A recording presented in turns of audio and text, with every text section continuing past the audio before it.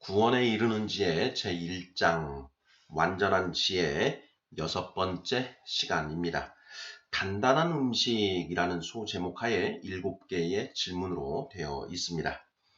1번, 성경 말씀 중 거듭난 사람이라면 누구나 쉽게 이해할 수 있고 받아들일 수 있는 말씀은 젖에 해당하고, 이해하기도 어렵고 받아들이기도 어려운 말씀은 단단한 음식에 해당한다고 했습니다. 요한복음 3장 16절, 하나님이 세상을 이처럼 사랑하사 독생자를 주셨으니 이는 그를 믿는 자마다 멸망하지 않고 영생을 얻게 하려 하심이라 는 말씀은 젖에 해당하나요? 단단한 음식에 해당하나요? 2번, 요한복음 15장 2절, 무릇 내게 붙어 있어 열매를 맺지 아니하는 가지는 아버지께서 그것을 제거해 버리시고, 무릇 열매를 맺는 가지는 더 열매를 맺게 하려 하여 그것을 깨끗하게 하시느니라 는 말씀은 젖에 해당하나요? 단단한 음식에 해당하나요? 3번, 마태복음 25장 열처녀의 비유는 젖에 해당하나요? 단단한 음식에 해당하나요? 4번, 히브리서 6장 1, 2절은 거듭난 성도들에게 빨리 젖을 떼고 단단한 음식을 먹고 완전한 데로 나아가라고 촉구하면서 젖에 해당하는 것들을 열거하고 있습니다. 모두 몇 가지인가요? 5번, 단단한 말씀을 먹고 소화시키면 거듭난 영의 몸이 자라나게 됩니다. 말씀이 육신이 되는 성육신의 역사가 우리 안에서 일어나는 것입니다. 삼키지 못한 채 입안에서 굴리고 있는 당신의 단단한 음식은 무엇입니까? 6번, 거듭났음에도 불구하고 영이 자라지 않고 있다면 그 이유는 말씀을 먹지 않거나 소화시키지 못하기 때문입니다. 잠언 19장 24절은 말씀을 먹지 않는 자들을 어떻게 비유하고 있나요? 7번, 그릇은 무엇을 상징하나요? 자, 이렇게 해서 모두 7개의 질문입니다. 자, 지난 시간에는 젖과 단단한 음식에 대해서 살펴보았습니다. 자, 오늘은 지난 시간에 젖과 단단한 음식에서 조금 더 나아가서 단단한 음식에 해당되는 말씀들이 어떤 것이 있는지 좀 살펴보고자 합니다. 자, 1번부터 답을 찾아가 보도록 하겠습니다. 자, 1번, 성경 말씀 중 거듭난 사람이라면 누구나 쉽게 이해할 수 있고 받아들일 수 있는 말씀은 젖에 해당하고, 이해하기도 어렵고 받아들이기도 어려운 말씀은 단단한 음식에 해당한다고 했습니다. 요한복음 3장 16절 말씀은 젖에 해당하나요? 단단한 음식에 해당하나요? 하는 질문입니다. 자, 요한복음 3장 16절, 우리 성도님들께서 많이 외우고 있는 그런 말씀이지요. 자, 하나님이 세상을 이처럼 사랑하사 독생자를 주셨으니 이는 그를 믿는 자마다 멸망하지 않고 영생을 얻게 하려 하심이라. 아멘. 예. 바로 이 말씀인데요. 자, 이 말씀은 젖에 해당하는가, 단단한 음식에 해당하는가 하는 그런 질문입니다. 자, 우리 성도님들, 자, 이 말씀은 젖에 해당하는 말씀인가요? 단단한 음식에 해당하는 말씀인가요? 자, 젖에 해당하는 말씀은 누구나 그 말씀을 읽고 쉽게 이해할 수 있고, 또 그걸 받아들이는데 100% 받아들이는데 쉬운 그런 말씀들이지요. 하나님이 세상을 이처럼 사랑하사 독생자를 주셨으니 이는 그를 믿는 자마다 멸망하지 않고 영생을 얻게 하려 하심이라. 자, 어떤가요? 자, 이 말씀 딱 읽어보면 이게 무슨 뜻인지 이해가 쉽게 되지요. 여기에 독생자는 예수님을 가리킨다. 예수님을 믿는 자마다 멸망하지 않고 영생을 얻게 하시기 위해서 그 독생자를 우리에게 주셨다. 하나님이 세상을 많이 사랑하셨다. 이런 말씀들이잖아요. 예, 쉽게 이해가 되고 쉽게 받아들여집니다. 그렇지요? 예, 그렇다면 요한복음 3장 16절 말씀은 자, 저대에 해당되는 말씀인가요? 단단한 음식에 해당되는 말씀인가요? 네, 저대에 해당되는 말씀이다. 이렇게 답을 해도 크게 무리가 없을 것 같습니다. 자, 다만 여기에서 우리가 조금 더 이제 그 묵상을 하고 나아가면 예, 좀 더 이 말씀에 숨겨져 있는 영적 의미가 조금 더 있다라는 것을 알 수가 있는데요. 자, 독생자는 예수 그리스도, 예수님을 가리킨다라고 했죠. 자, 그런데 그 예수님은 육신으로 오신 예수님이시면서 동시에 말씀이시지요. 말씀이신 예수님이시다. 그래서 우리가 육신으로 오신 그 예수님뿐만 아니라 말씀이신 그 예수님, 곧 성경 66권에 기록된 그 말씀을 온전히 믿어야 영생을 얻을 수 있다라는 의미가 여기에 같이 숨겨져 있다. 같이 내포하고 있다라는 것까지 또 나아가는가 못 나아가는가 이것도 생각을 해봐야 됩니다. 그런 의미까지 나아가지 못하고 있다면 내가 아직 조금 더 성경을 좀 더 깊이 묵상하고 연구할 필요가 있다. 이렇게 생각을 해도 무방하지 않을까 이런 생각이 듭니다. 자, 2번 문제 보겠습니다. 요한복음 15장 2절 말씀은 어떤가 하는 그런 질문입니다. 요한복음 15장 2절 한번 읽어보겠습니다. 자, 무릇 내게 붙어 있어 열매를 맺지 아니하는 가지는 아버지께서 그것을 제거해 버리시고 무릇 열매를 맺는 가지는 더 열매를 맺게 하려 하여 그것을 깨끗하게 하시느니라. 아멘. 네. 자, 이 말씀은 어떤가요? 자, 이 말씀은 저제에 해당하는 말씀일까요? 단단한 음식에 해당하는 말씀일까요? 자, 우리 성도님들 어떠신가요? 자, 먼저 이해하기가 쉬운가 어떤가부터 먼저 봐야지요. 자, 물은 내게 붙어 있어. 내게 붙어 있어. 여기에 그 나는 예수님을 가리키죠. 자, 무릇 내게 붙어 있어. 열매를 맺지 아니하는 가지. 열매. 자, 예수님께 우리가 붙어서 열매를 맺는다. 자, 여기에 열매가 무엇인가? 네, 열매를 맺는다. 자, 성경에서 열매는 두 가지입니다. 자, 첫 번째는 성령의 열매. 자, 내 안에 성령의 열매가 맺혀지는 거지요. 예, 성령의 열매는 무엇인가요? 갈라디아서 5장 22절, 23절. 오직 성령의 열매는 사랑과 희락과 화평과 오래 참음과 자비와 양성과 충성과 온유와 절제니 이 같은 것을 막을 법이 없느니라. 이렇게 되어 있지요. 바로 그 성령의 이 역사하심으로 우리 안에 형성되는 그 하늘의 성품, 이 9가지, 그 9가지를 성령의 열매라고 하지요. 자, 이렇게 열매의 첫 번째는 성령의 열매가 있고요. 자, 두 번째는, 자, 씨가 뿌려져서 그 씨가 30배, 60배, 100배의 결실을 하느니라. 이렇게 이제 또 예수님 말씀하시지 않습니까?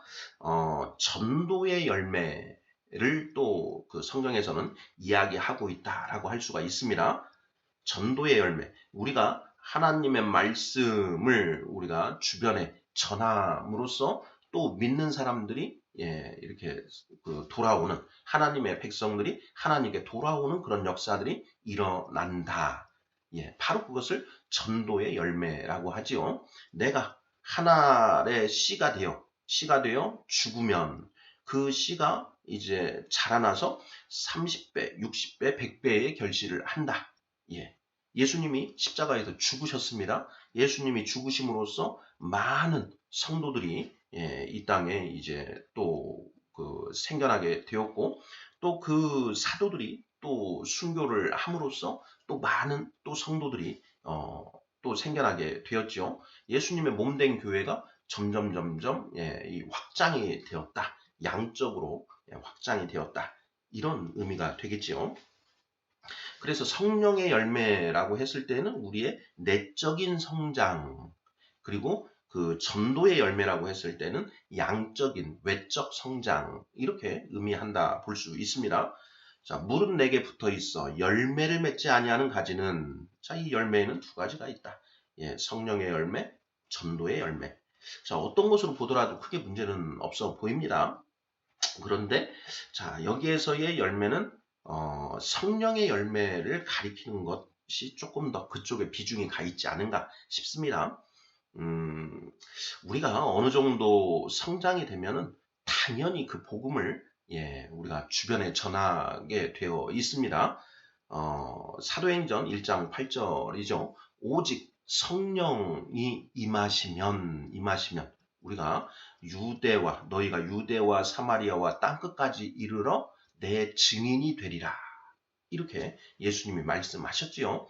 우리가 정말 예수 그리스도를 영접하고 죄사함을 받고 성령을 받으면 그 예수 그리스도 즉 복음을 증거하지 않을 수 없다. 그걸 증거하면 그 복음을 통해서 능력 있는 그 복음을 통해서 하나님을 떠났던 백성들이 하나님께 돌아오는 그런 역사가 일어난다라는 것이죠. 그건 나의 능력에 의한 것이 아니라 바로 하나님의 말씀, 복음의 능력에 의해서 그런 일들이 일어난다라는 것이죠. 자, 그래서 내가 내 안에 성령의 열매가 맺혀가고 있으면 당연히 전도의 열매도 더불어서 그 맺어지게 되어 있지 않은가 이런 생각을 해 보고요. 자, 물은 내게 붙어 있어 열매를 맺지 아니하는 가지는, 자, 아버지께서 그것을 제거해 버리시고 물은 열매를 맺는 가지는 더 열매를 맺게 하려 하여 그것을 깨끗하게 하시느니라. 네. 어떤 의미인지는 쉽게 이해가 되죠. 문제는 이해하는 것뿐만 아니라 받아들여지는가, 쉽게 받아들여지는가 하는 부분도 같이 고려를 해야 됩니다. 제가 이제 이 요한복음 15장 2절 말씀을 가지고 이제 우리 성도님들과 이렇게 얘기를 해봤을 때 이 말씀의 의미를 자, 열매를 맺지 아니하는 가지는 아버지께서 그것을 제거해 버리신다. 제거해 버리신다. 자, 이 의미, 그리고 열매를 맺는 가지는 더 많은 열매를 맺게 하려 하여 그것을 깨끗하게 하신다. 자, 이게 무슨 의미인가요? 자, 이 의미를 이제 설명을 우리가 했을 때, 이거에 대해서 반감을 좀 가지시는 경우가 어쩌다 한 번씩 이렇게 있었던 것 같습니다. 물은 내게 붙어 있어. 예수 그리스도를 영접한 사람이죠. 내게 붙어 있다라는 것은, 예수님께 붙어 있다라는 것은 예수 그리스도를 믿고 신앙 고백을 하고, 그러니까 예수 그리스도 구원의 확신이 있는 사람이지요. 자, 그리고 열매를 맺으려면, 성령의 열매를 맺으려면 성령을 받아야만 성령의 열매를 맺을 수가 있습니다. 그렇죠? 성령님이 우리 안에 임하지 않으셨는데 내 안에서 자력으로 성령의 열매가 맺어질 수 있습니까? 없습니까? 없지요. 그래서 예수님이 성령 시대를 열기 위해서 십자가에서 죽으신 것 아니겠습니까? 그래서 자, 내게 붙어 있어 열매를 맺지 아니하는 가지. 이 가지는 자, 예수 그리스도를 믿고 성령까지 받은 그런 크리스찬을 가리킨다. 라고 이렇게 풀어가는 게 맞는 것 같습니다. 자, 그럼에도 불구하고 열매를 맺지 않으면 아버지께서 제거해 버리신다. 그 제거된 가지는 어떻게 되나요? 그 제거된 가지는 불에 모아서 불에 던져진다. 이렇게 되어 있지요. 요한복음 15장 이어지는 그 말씀들을 쭉 읽어보면은 바로 이제 마지막 부분에 그 불에 던져진다라는 그런 말씀이 나옵니다. 자, 어디 나오는가? 요한복음 15장 6절. 사람이 내 안에 거하지 아니하면 가지처럼 밖에 버려져 마르나니 사람들이 그것을 모아다가 불에 던져 사르느니라 이렇게 되어 있죠. 자, 이 부분이 이제 걸릴 수 있습니다. 우리가 예수 그리스도를 믿고 성령을 받아서 거듭나면 무조건 천국 가는 거 아닙니까? 이런 이제 그 교리를 이제 교육받은 그런 성도님들은 이렇게 예수님께 붙어 있는데 열매를 맺지 아니하였다라고 해서 아버지께서 그것을 제거해 버리신다라는 것이 도저히 이제 납득이 되지 않는 것이지요. 자, 그런 분들은 이 말씀이 이제 단단한 음식에 해당할 수가 있다.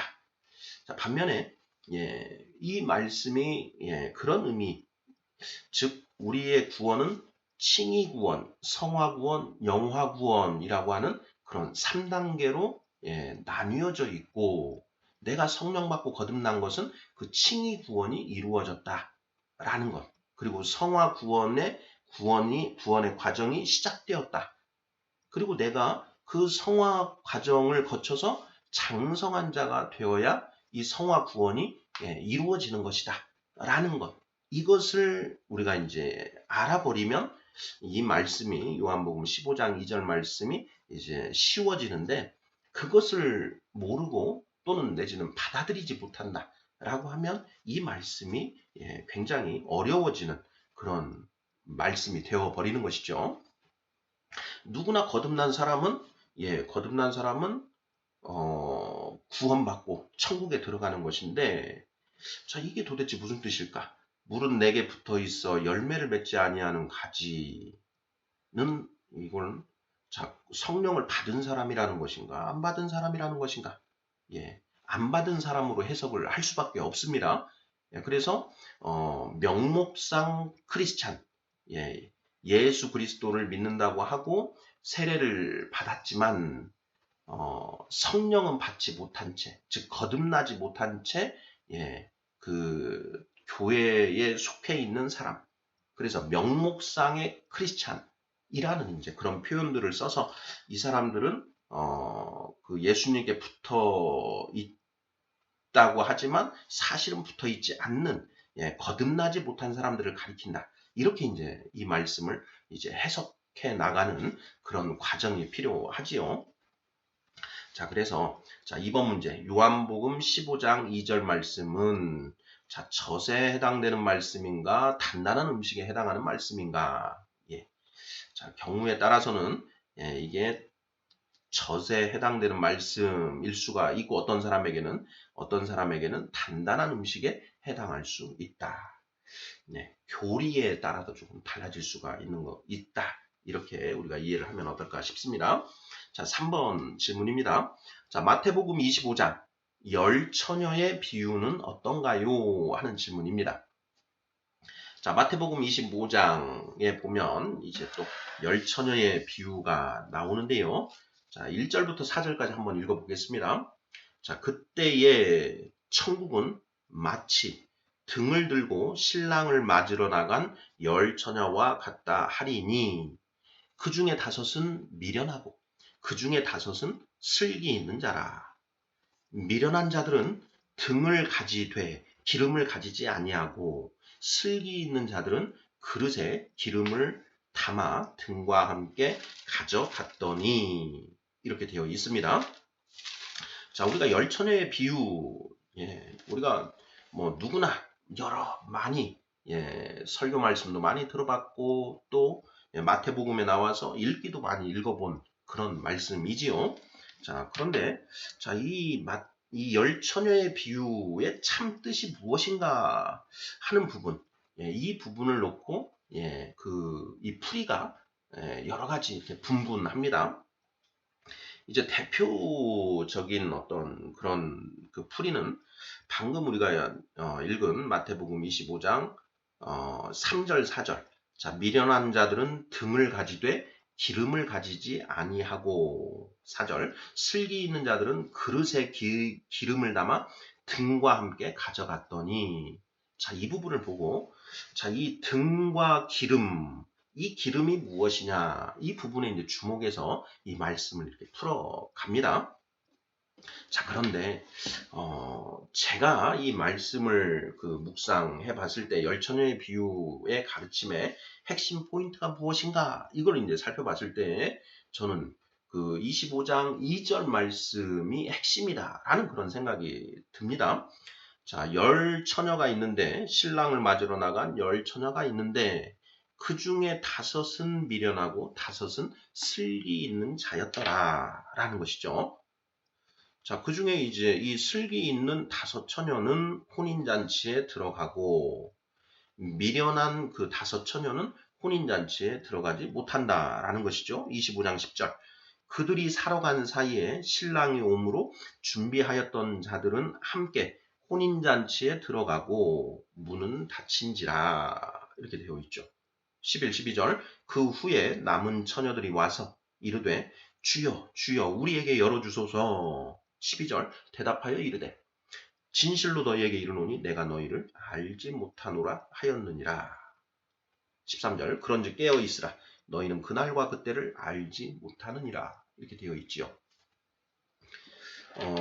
열처녀 비유, 단순한 그런 말씀이지요. 자, 미련한 5처녀는 들어가지 못하고 슬기 있는 5처녀만 들어갔다라는 것. 자, 미련한 자들은 어떻게 했느냐? 등은 가져가되 여분의 기름을 가져가지 않았다. 슬기 있는 자들은 등도 가져가고 여분의 기름도 가져갔다. 이겁니다. 여분의 기름을 가져갔는가 안 가져갔는가? 이것은 미련한가 지혜로운가를 이제 분별하게 하는 그 표지에 불과한 것이죠. 그 기름이 성령을 의미한다. 굳이 이렇게 들어갈 필요가 없다라는 것입니다. 자, 10처녀 중에 등을 들고 신랑을 맞으러 나간 10처녀. 자, 이 신랑은 예수 그리스도를 우리가 예표하는 것이죠. 그러니 이 10처녀는 예수 그리스도를 알고 믿는 사람입니다. 자, 예수 그리스도를 알고 믿는데, 자, 그 중에, 5은 미련하고 5은 슬기가 있더라. 라는 것이죠. 슬기 있는 자들만 들어갔다라는 것입니다. 슬기는 지혜, 구원에 이르는 지혜, 완전한 지혜. 그 완전한 지혜, 성경 66권 말씀을 통해서 하나님이 정직한 자들을 위해 예비해 두신 그 완전한 지혜를 깨달은 사람들은 슬기로운 처녀 5, 깨닫지 못한 사람은 미련한 처녀 5. 이렇게 단순 구조로 이해할 수 있지 않은가 이런 생각이 드는데요.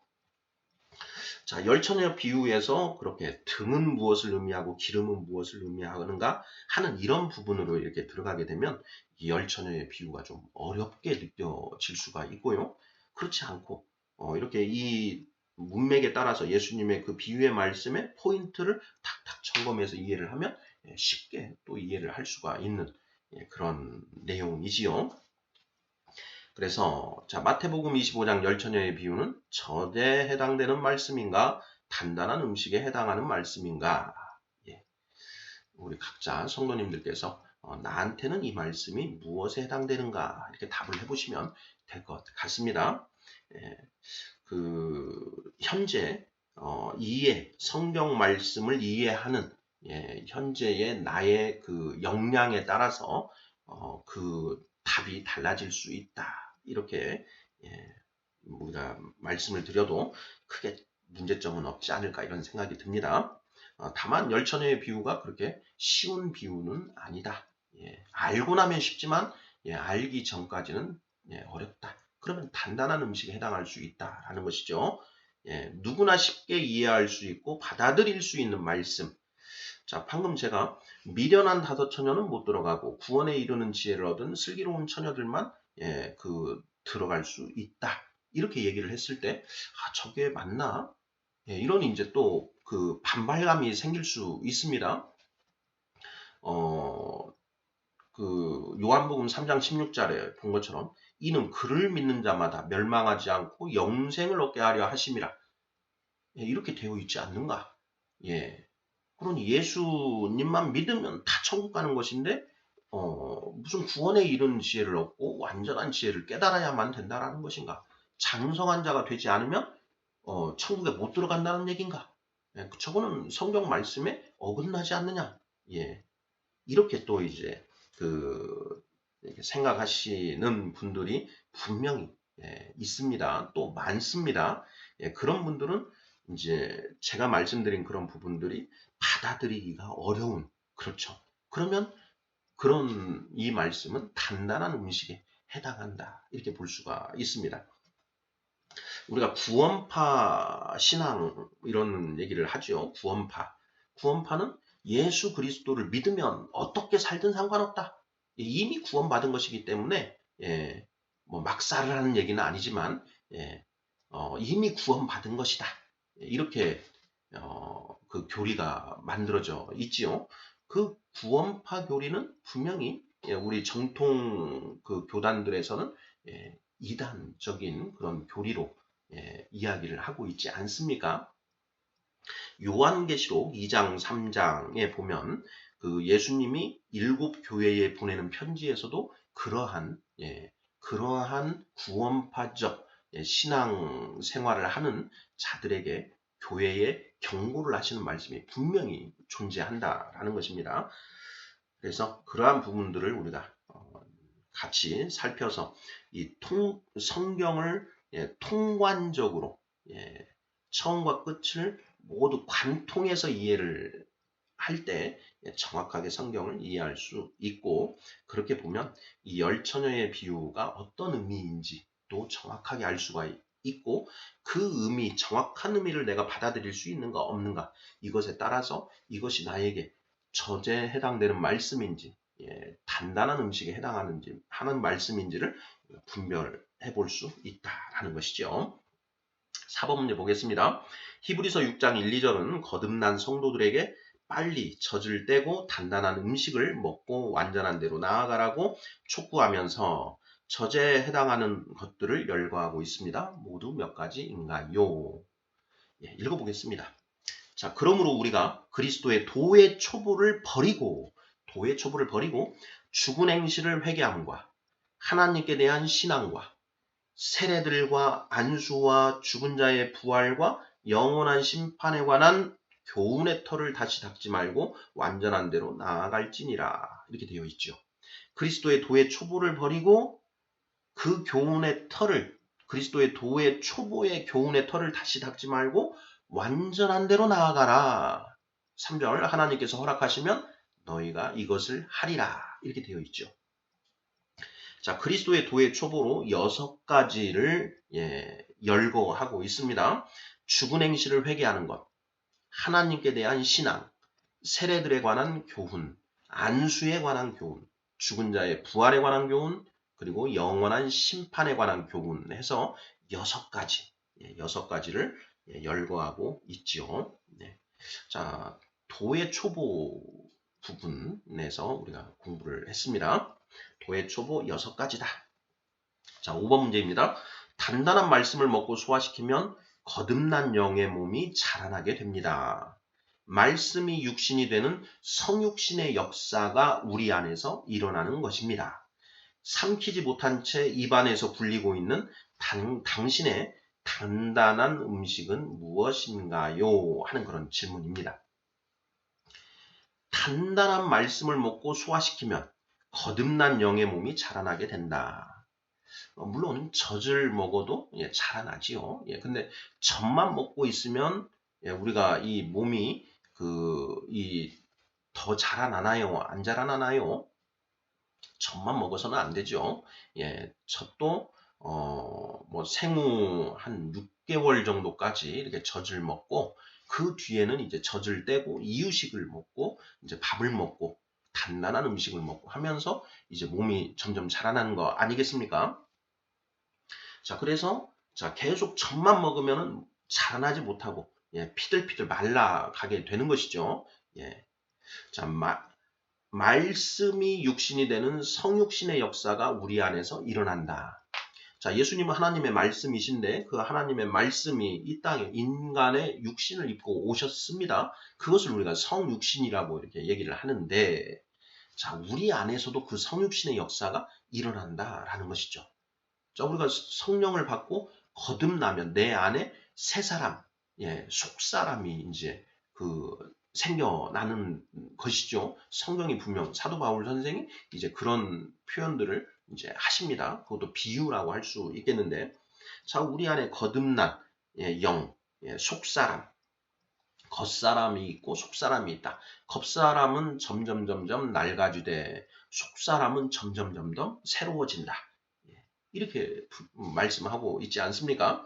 자, 그렇게 그 속사람이 거듭난 영이 점점 자라나는데 그 거듭난 영은 무엇을 먹고 자라는가? 말씀을 먹고 자라난다라는 것이죠. 자, 말씀을 먹고 그 거듭난 영이 점점 자라나는 것. 이것을 우리가 성육신이라고 할 수가 있다라는 것이죠. 말씀이 육신이 되는 성육신의 역사가 우리 안에서 일어나는 것이다. 그런데 자, 분명 우리가 삼키지 못한 채 입안에서 굴리고 있는 이제 그런 말씀들이 있습니다.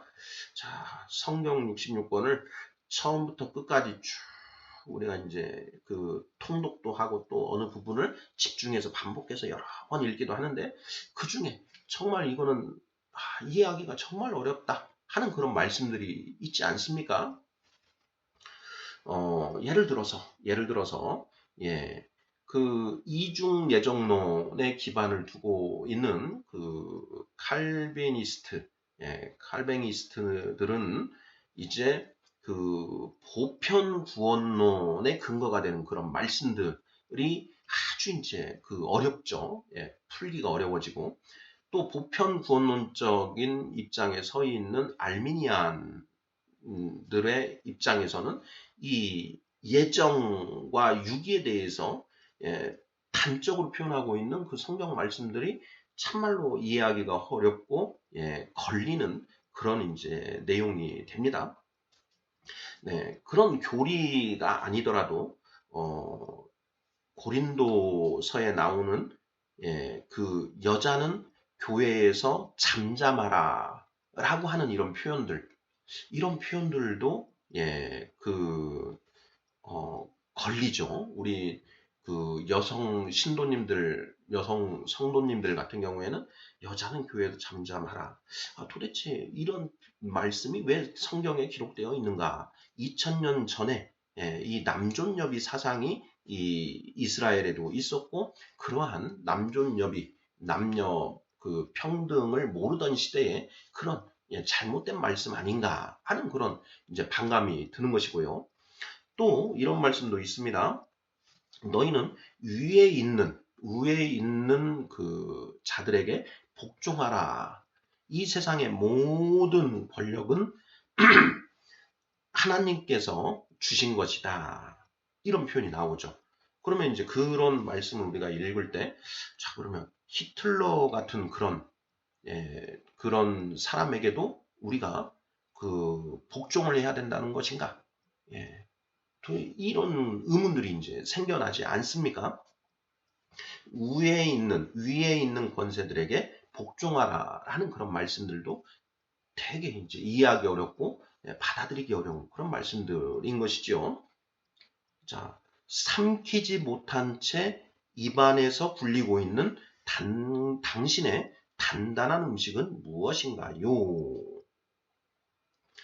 자, 요한계시록 3장 21절 예로 하나 들어보면은요. 자, 이기는 그에게는 내가 내 보좌에 함께 앉게 하여 주기를, 내가 이기고 아버지 보좌에 함께 앉은 것과 같이 하리라 라는 이런 표현이 있습니다. 여기에 보면 이기는 그에게는 이라는 표현이 나오죠. 이기는 그에게는. 계시록 2장 3장에 7개의 교회에 보내는 그 예수님의 그 편지의 마지막에는 항상 이 표현이 들어가 있습니다. 이기는 자에게는, 이기는 그에게는, 이기는 자에게는 이런 표현이 있는 것이죠. 7번 나옵니다. 자, 그러면 이기는 자들만 이렇게 천국에 들어가는 것이고 지는 자들은 못 들어가는 것 아닌가 하는 이제 그런 질문을 당연히 던져볼 수밖에 있는 거죠. 자, 그러면 자, 어떻습니까? 그 말씀은 자, 이기는 자들만 천국에 들어간다. 이기지 못하고 지는 자들은 천국에 들어가지 못한다. 이걸 뭐 말씀에서 그냥 그대로 우리가 물리적으로 물리적으로 그 결론을 그렇게 도출해낼 수가 있는데 교리에 따라서는 하나님이 자, 사람으로서는 할 수 없지만 하나님께서는 다 하실 수 있느니라. 자, 그래서 하나님께서 우리 성령 받은 성도들은 누구나 다 예외 없이 다 이길 수 있게 해주신다. 이런 이제 그런 교리의 입각에서 보면 이 표현을 굳이 왜 이렇게 쓰셨을까 하는 이제 그런 또 의문이 드는 것입니다. 반면에 이제 성결교와 같이 우리가 성결해져야만 그 천국에 들어갈 수 있고 그렇게 되지 못하면 천국에 들어가지 못한다. 자, 분명히 성경에서는 자, 내가 거룩하니 너희도 거룩하라 라는 그런 표현이 있고 어린아이와 장성한 자를 구별하고 있으니 우리가 그렇게 거룩하게 되고 장성한 자가 되어야만 우리의 구원이 완성돼서 천국에 들어갈 수 있는 것이다. 이런 이제 교리를 이제 가지고 있는 그런 교회에서는 이 말씀이 뭐 이기는 자, 그렇지 이겨야 되지 하는 부분이 그냥 쉽게 받아들여질 수 있는 것입니다. 자, 또 우리가 마태복음 13장 52절 한번 보죠. 자, 예수께서 이르시되 그러므로 천국에 제자된 서기관마다 마치 새 것과 옛 것을 그 곳간에서 내오는 집주인과 같으니라. 이런 말씀인데요. 자, 여기에 곳간은 무엇을 가리키고 새 것과 옛 것이라고 했는데 새 것과 옛 것이 무엇을 말하는 것인가 하는 부분. 이런 질문들 우리 성도님들 해보셨을 것입니다. 예. 자, 새 것과 옛 것이 무엇이고 국가는 무엇인가요?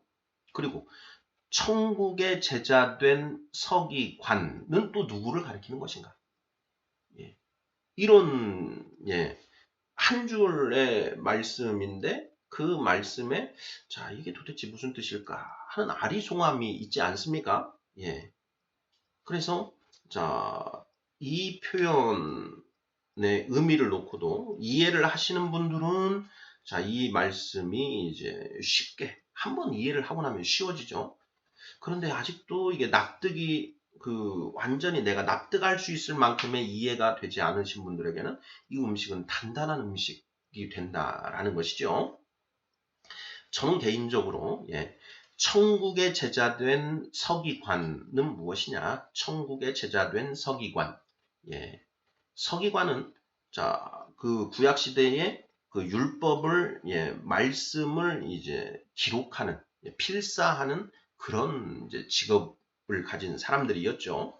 자, 그러면 오늘날에도 성령을 받고 또 그 성령님의 그 은사를 통해서 가르치는 자의 이제 그런 그 직분을 받은 자들이 천국의 제자된 서기관이다.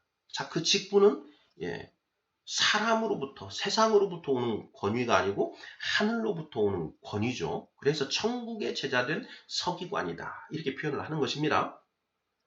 자, 그런 교사라고 해도 되겠는데요. 그런 교사들은 자, 마치 새 것과 옛 것을 곳간에서 내오는 집주인과 같다. 여기에 새 것과 옛 것이 무엇인가? 그 맥락상으로 이해를 해야 되는데요. 자, 마태복음 13장 천국 비유 장입니다. 자, 여기에 새 포도주와 옛날 포도주 이런 이제 묵은 포도주 이런 말씀도 나오고요. 그 예수님께서 마태복음 13장에서 이제 천국 비유를 해주시는데 그 비유의 말씀들이 예전에는 없었던 구약에는 없었던 새로운 그런 비유의 말씀들이었지요. 자, 그런데 예수님이 그 새로운 비유들만 말씀하시느냐? 그게 아니고 또 구약에 그 있었던 그 비유들을 가져다가 또 말씀을 또 이렇게 하시지요. 그래서 저는 여기에 새 것과 옛 것이 새 것, 옛 것, 옛날 비유와 새 비유 이렇게 이해를 하고 있고 고가는 무엇이냐? 바로 이 성경 66권 그때 당시에는 성경 39권 구약 성경 그게 곡간이다라는 것이죠. 보화가 쌓여있는 하늘의 보화가 가득 쌓여있는 하나님이 우리에게 은혜로 주신 것 곧 말씀 아니겠습니까? 그 말씀 성경에서 옛날 비유, 새 비유를 내오는 그런 주인과 같다. 그 서기관은 주인과 같다. 이런 얘기죠. 저는 그렇게 이해를 합니다. 자, 이러한 이해든 또 다른 이해든 이 말씀이 이게 납득이 될 만큼 온전히 이해가 되고 있으면 단단한 음식은 아닌 것이죠. 이미 소화가 되고 있는 것이다. 이렇게 말을 할 수 있겠습니다. 자, 6번 질문입니다. 거듭났음에도 불구하고 영이 자라지 않고 있다면 그 이유는 말씀을 먹지 않거나 소화시키지 못하기 때문입니다. 자, 잠언 19장 24절은 말씀을 먹지 않는 자들을 어떻게 비유하고 있나요? 지난 시간에도 한번 언급을 했던 말씀인데요. 잠언 19장 24절 읽어보겠습니다. 게으른 자는 자기의 손을 그릇에 넣고서도 입으로 올리기를 괴로워하느니라는 말씀이지요. 게으른 자, 자기 손을 그릇에 넣고 입으로 올리기를 괴로워한다. 이게 무슨 뜻인가? 거듭났음에도 불구하고 말씀을 먹지 않는 사람들을 게으른 자다. 이렇게 표현을 하는 것이죠. 7번. 그릇은 무엇을 상징하나요? 그릇. 그릇. 우리가 손을 그릇에 넣고 그 그릇에 있는 음식을 내 입으로만 가져가면 되는데 가져가지를 않는다. 이런 사람을 게으른 사람이라고 한다. 자, 성경에서 이 게으르다, 부지런하다라는 것을 먹고 살기 위해서 열심히 아침 일찍 일어나서 밤늦게까지 일하는 사람을 부지런하다고 하고 그렇게 안 하는 사람을 게으르다고 이렇게 이야기하는 것인가? 물론 뭐 그렇게 표현하는 부분도 있습니다. 우리 사도 바울 선생께서 그 편지글 중에 너희가 스스로 일하여 자기의 먹을거리를 구하라 라고 하는 그 표현 거기에서는 분명히 스스로 일하지 않고 빈둥빈둥 되면서 다른 사람에게 의존하면서 살아가는 사람들을 책망하는 말씀이 분명합니다. 자, 그런데 그 부분 말고 나머지 잠언에서 게으른 자 이런 표현들이 나왔을 때 그 게으르다라는 것은 무엇인가? 하나님을 알려고 노력하지 않고 하나님의 말씀을 연구 묵상하지 않는 것을 게으르다라고 이렇게 표현하고 있는 것 같다라는 거 지난 시간에 우리가 나눠봤지요. 그릇은 무엇을 상징하는가? 바로 오늘날 우리에게는 성경 66권 그 기록된 말씀을 표현한다라는 것이죠. 캐톨릭에서는 7권의 성경이 더 추가되어 있습니다. 성경 73권이 되는 것이죠. 자, 그 그릇 성경 66권 말씀이 우리에게 주어져 있고 언제든지 읽을 수 있음에도 불구하고 그 말씀을 읽지를 않더라. 그것이 입으로 올리기를 괴로워하는 것이다. 말씀 읽어야 하는데 자꾸 미루죠. 그게 말씀을 읽지 않으면서 괴로워하는 그런 우리들의 모습을 말씀하신 것 이렇게 이해를 하는 것이 맞지 않을까 싶습니다. 이 말씀을 그렇게 이해를 하지 못하고 있다면 이 말씀 역시 단단한 음식에 해당된다. 이렇게 봐도 무방하지 않겠습니까? 자, 이 잠언 19장 24절과 병행구절 저는 이렇게 봅니다. 자, 천국은 마치 밭에 감추인 보화와 같으니 사람이 이를 발견한 후 숨겨두고 기뻐하며 돌아가서 자기의 소유를 다 팔아 그 밭을 사느니라. 잠언 2장 4절에서는 너희가 은을 구하는 것 같이 그것을 구하고 보화를 찾는 것 같이 그것을 찾으면 이라는 표현으로 또 이렇게 쓰고 있지요. 은을 구하는 것 같이 그것을 구하며 감추어진 보배를 찾는 것 같이 그것을 찾으면 이렇게 되어 있습니다. 자, 그것이 무엇인가? 지혜죠, 지혜. 천국은 마치 밭에 감추인 보화와 같으니 예수님이 이렇게 말씀하셨습니다. 마태복음 13장이죠. 바로 위에 옛것, 바로 잠언 2장 4절에 감추어진 보배라는 표현을 예수님이 가져오신 것입니다. 그런데 거기에 밭에 감추어졌다라는 이 표현을 이제 쓰신 것이고요. 그 다음에 사람이 이를 발견한 후 숨겨두고 기뻐하며 돌아가서 자기의 소유를 다 팔아 그 밭을 샀다. 이렇게 또 말씀하시지요. 옛것에 새 것을 또 가져다가 이렇게 말씀을 하시는 것입니다. 자기의 소유를 다 팔아서 그 밭을 산다. 그 밭은 무엇이냐? 성경 66권인 것이죠. 그릇과 같다. 그 성경 66권 말씀을 완전히 내 것으로 만든다라는 것이죠. 그런데 여기에 자기의 소유를 다 팔아서 그 밭을 산다. 자기의 소유를 다 판다라는 것이 무엇인가? 내가 가지고 있는 모든 재산, 그 밭이나 논이나 내 집이나 뭐 이런 그런 모든 소유물을 다 판다라는 그런 의미인가? 이것도 이제 우리가 묵상을 해봐야 되죠. 이건 이제 구원에 이르는 이제 제 2장에서 이제 또 다루게 되는데요. 자, 만약 지금 자기의 소유를 다 판다라는 것이 무슨 의미인지를 내가 정확하게 모른다라고 한다면 이 말씀 역시 단단한 음식에 해당하는 그런 말씀이다. 왜? 누구나 쉽게 이해할 수 있고 받아들일 수 있는 말씀은 저제에 해당하고 이해하기도 어렵고 받아들이기도 어려운 말씀은 단단한 음식에 해당하기 때문에 그렇다. 자, 그렇게 우리가 이해를 해보면 어떨까 싶습니다. 자, 구원에 이르는 지혜 제1장 완전한 지혜 6번째 시간 단단한 음식이라는 제목으로 7개의 질문들 살펴보았습니다. 아멘.